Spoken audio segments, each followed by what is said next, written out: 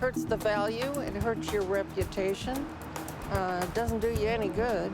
And as soon as he received his visa, his mood changed a little.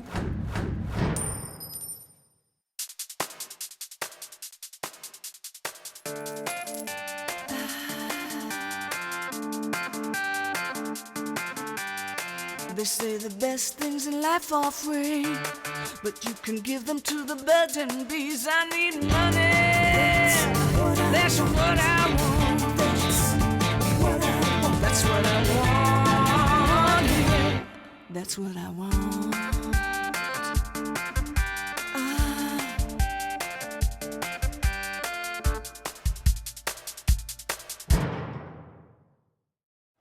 Hi there, I'm Tom Netchu. Welcome to another edition of Fraud Squad TV.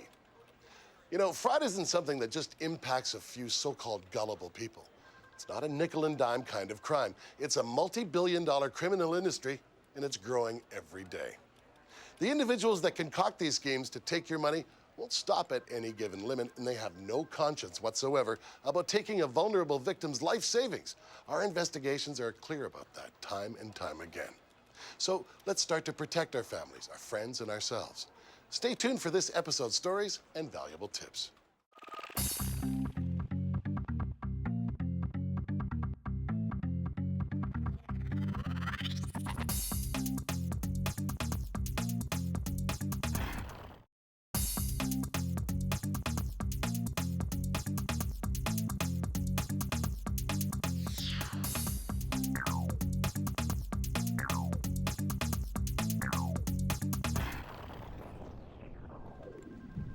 It's one of the oldest crimes in the world.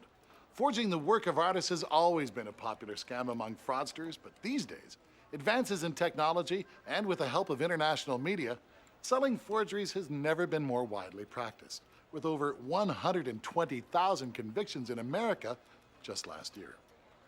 In this story, a television show broadcast in the Los Angeles area sold $20 million worth of fake art to more than 10,000 victims over 2 years. Let's take a look. We believe that there are over 10,000 victims in this fraud scheme. The television show was called Fine Art Treasures. It was broadcast across America on DirecTV's satellite network. Now, they were selling fake art by such masters as Rembrandt, Picasso, and Monet in a live auction format. Christine Eubanks and Gerald Sullivan seem to have a good thing going. Part of the reason the fraud scheme was so successful is that it was on live television. It aired on TV on Friday and Saturday nights. It aired all over the United States in all different cities across the country, and also aired on live streaming internet, so actually it went worldwide. Good evening, ladies and gentlemen, and welcome back to Fine Art Treasures Live Art Gallery. When people watch a show and are buying products, in this particular case, art, from a live TV show, the fact that it's on TV gives it some sense of legitimacy. So I think people felt it was a safe purchase, because if it was fake, they wouldn't be on the air. Close and personal, folks. It is stunning. I've got $100. Thank you. Let's get a clock on it.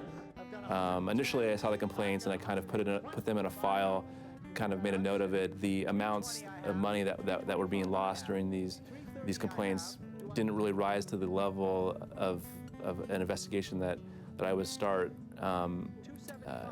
Over time, I started receiving more and more complaints, which set off a kind of a red flag with me, because people normally don't call the FBI when there's a crime. 325 I have. 325, 330. As a result of the large number of complaints, the FBI launched an investigation jointly with the Los Angeles Police Department, the Internal Revenue Service, and the U.S. Postal Inspection Service. In order to catch these scumbags, a covert operation was launched where the FBI agents posed as buyers, calling into the show to acquire the fake art.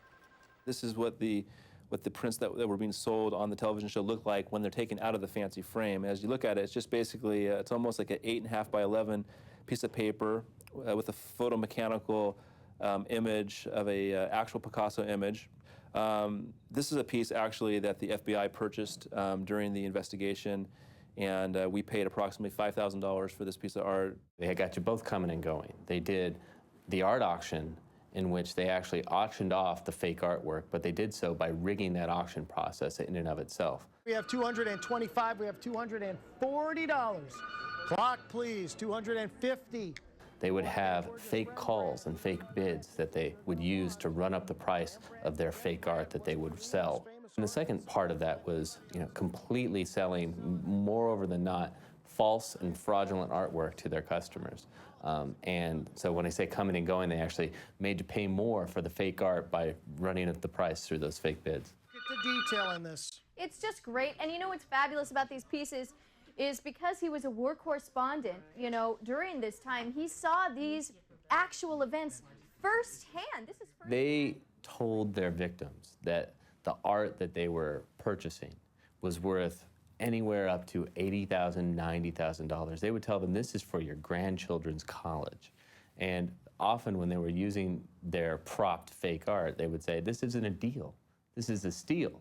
And in fact, it was, as it turned out. I think people want to believe that they're getting good deals. They want to believe that maybe they can, maybe they have the opportunity to buy this great piece of art way, way under value. And I think the TV show and the people who were running it really took advantage of people and people's sense of wanting to believe in something that was, too good to be true.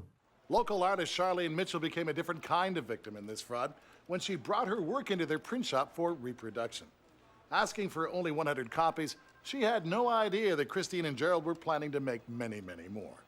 I first discovered I was defrauded when a man approached me to buy my artwork because he said he had bought some from a source I had never heard of and wished to purchase more. The main thing, I think, is in this kind of day and age and in this global economy, the fraud schemes that have been thought up by criminals around the world have become more and more sophisticated. The quality of much of her work was very poor. She used the cheapest ink she could to print these giclées, and after a while the print might look okay when you first get it, but after a while the colors change and it's hideous. After they completed Charlene's original order, the printers began to make even more copies, each one bearing the artist's forged signature and a bogus limited edition number. Thousands of forgeries began appearing on cruise lines and in hotels across the continent. She signed the pieces and she collected. Yeah, one of the things that they did was have fake certificates of authenticity that they had either purchased through another supplier or simply printed up themselves. Hurts the value, it hurts your reputation, doesn't do you any good. You can barely get a piece framed for $360, let alone triple matted and a Marc Chagall piece. Thanks to the FBI's joint investigation, they were stopped. And Christine Eubanks and her husband Gerald Sullivan pled guilty and then were sentenced to 6 years in prison. But that's just the beginning.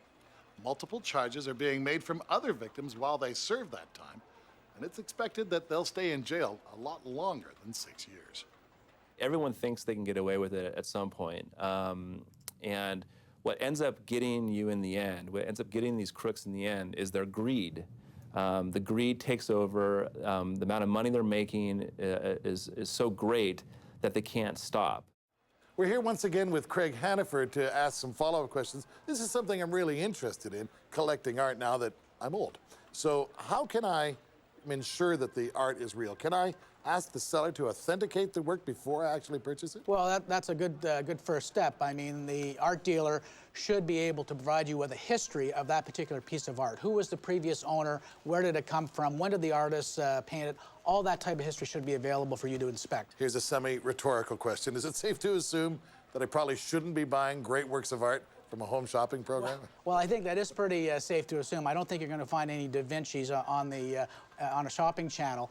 But nevertheless, you may be able to find some good popular art deals on a shopping channel. So, you still have to be cautious. All right, I buy the piece of art, I get it home, I hang it on the wall. I start to get that empty feeling that maybe it's a phony. What do I do then? Well, I think the first thing you should do is try and return it to the place where you bought it. But as in this piece, the whole operation was a criminal operation. You may be out of luck, and that's when you're going to have to go to your local police authorities and report that you've been the victim of an art fraud. If you're thinking about buying some art, then maybe you should hang on just a minute. Craig's got a few more tips about how to avoid art fraud.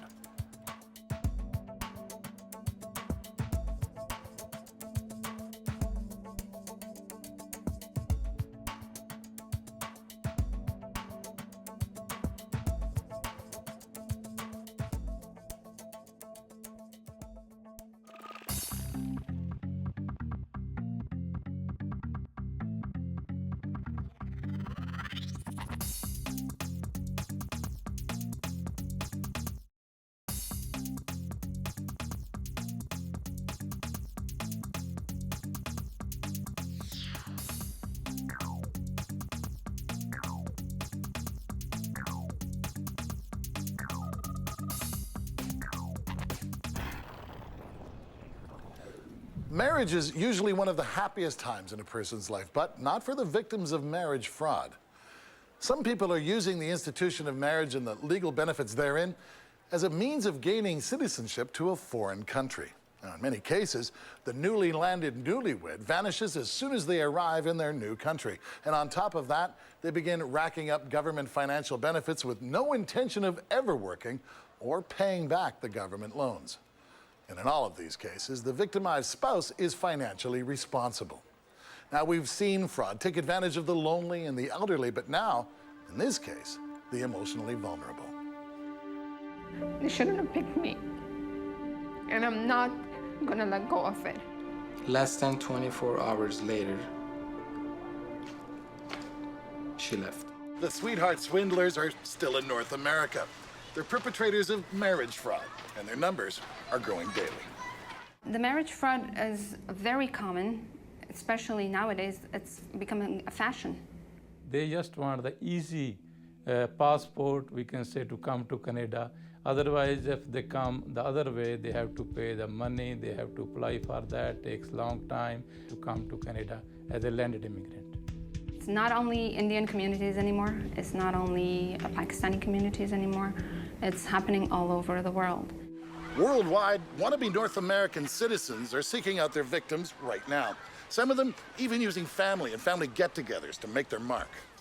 I met the woman who I married and sponsored to Canada about 1999 when I attended a friend's wedding. She lived in Cuba. I did like her from the first time that I have seen her.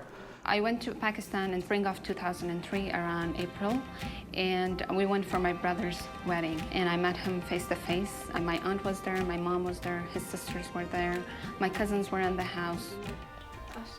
The courtship con continues. For months, even years, long-distance love is in the air. I dated him a couple of times to know him better. He was just wonderful and funny. He was charming, he was respectful, just the kind of guy you would love to marry. She always kept a positive attitude. She always presented herself to be a funny, warm person, expressed my feelings to her, and she basically told me the same thing. Okay, the same feelings that I had for her, she had for me. Founded upon a litany of lies, the marriages happened in Pakistan and Cuba. The cracks began to show before the ceremonies ended. We went to the marriage office in Cuba. There was laughs, okay. At that time, not being married before, okay, I thought maybe these are laughs of joys and stuff. But now I'm really looking back, they were laughing basically at me. Even if the scam wasn't apparent at the wedding, the marriage fraud became painfully obvious even to the most smitten. The signs had been there all along. As soon as he received his visa, his mood changed a little. It was a totally different person. But he was back home, everything I did was perfect. The way I dressed was perfect, the way I put up my hair was perfect, the way I met him was perfect, the way we did things together was perfect. But not over here. Everything I did was wrong. Her attitude was completely changed. There was absolute no excitement on her face, and she was very, very cold. I was still thinking that all this new behavior is because she's new here and she needs to adjust. Stuff came out of his mouth that I thought, why he's telling me this now? You know, why didn't he say something in Pakistan? Such as he likes tall women. I'm not tall enough for him. White skin, you know, I'm too dark for him, and I'm too skinny. And it's not just the victim's heart that's broken, so's their bank account. Each sponsor is responsible for their new spouse's expenses in Canada. The undertaking is a serious legal contract between the sponsor and the government of Canada. The sponsor acknowledges that they are going to be fully responsible to support the person they're sponsoring, the spouse, financially, and to offer them what the basic necessities of life and sustain them in Canada. When I married her, I had to sign a form sponsoring her for financially. And this is for a period of 3 years. I am responsible for her if she goes and uses any type of social services, loans. I am responsible for her not to become a burden to Canada. It explains to the sponsor the seriousness of what they're doing. They are bringing somebody to Canada, and therefore this is a serious matter that they have to take. They should not take lightly. Also, it's a deterrent from abuse of the system. He was on welfare, I think about September, October again of 2006. During that time, he collected about $7,300. And I started receiving papers saying, if you don't pay, your case will go to revenue agency. I agreed to pay, and they said $500 a month. I said, my whole paycheck is $500. What do I have to live off? As well, this woman's spouse has applied for and is receiving a disability pension. That kind of shocked me. I called them back. I said, what kind of disability did he apply under? They won't tell me. I said, why are you not telling me? If you're asking me to pay you back, I have to know what disability. It's prejudice on his part, and we're not allowed to tell you. It's privacy.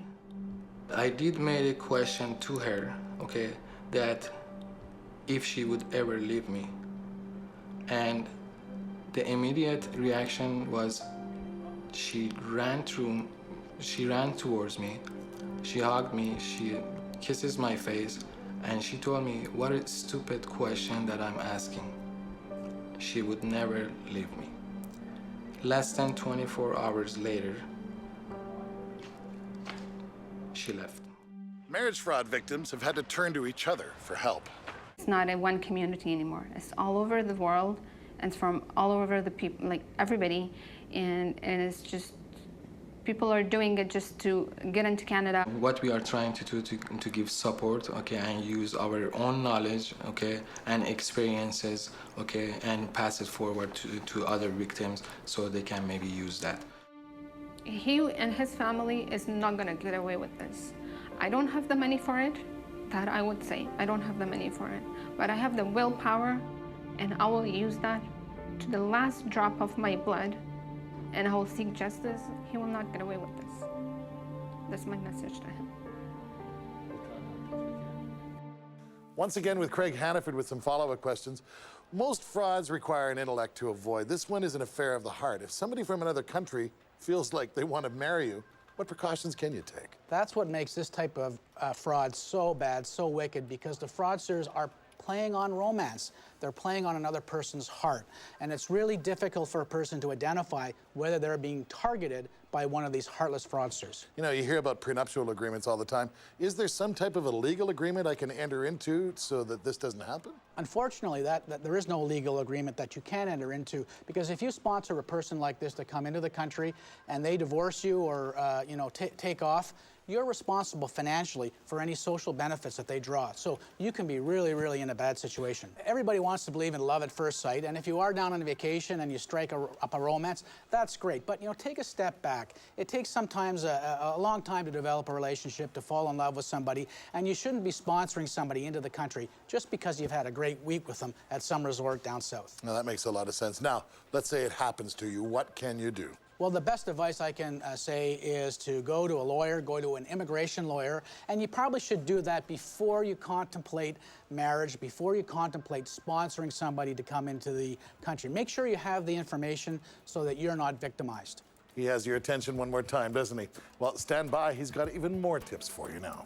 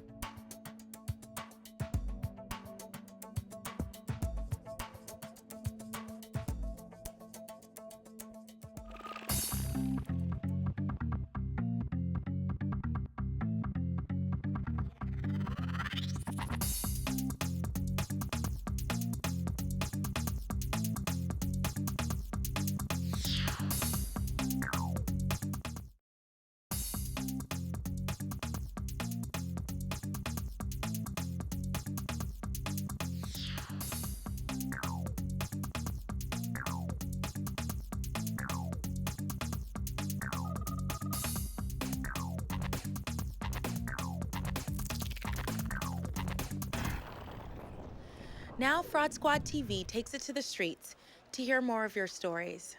We basically moved to Canada, and I brought my husband over, and we had hired an immigration consultant to do his paperwork, and we ended up paying over $5,000, and the paperwork wasn't submitted, and which was basically a delay of 8 months, and we had to hire another immigration lawyer, and the paperwork got done after 3 months, and that was it. And the only thing I can say is before you ever deal with any type of immigration consultant, it's better to deal with an immigration lawyer.